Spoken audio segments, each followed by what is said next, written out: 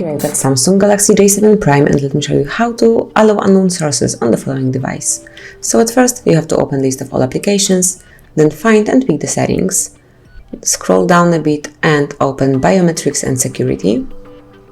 Then go down a bit and here you'll notice install unknown apps. Simply click over here, wait a couple of seconds, and now you can allow some particular applications, as you can see here, for example Chrome, to install from this app some downloaded apps or other installations. So simply like that you can allow installation from that source. So for example, let me allow it for Gmail, Google Drive, and all the others. So that's basically all. This is how you can allow unknown sources in your Galaxy J7 Prime.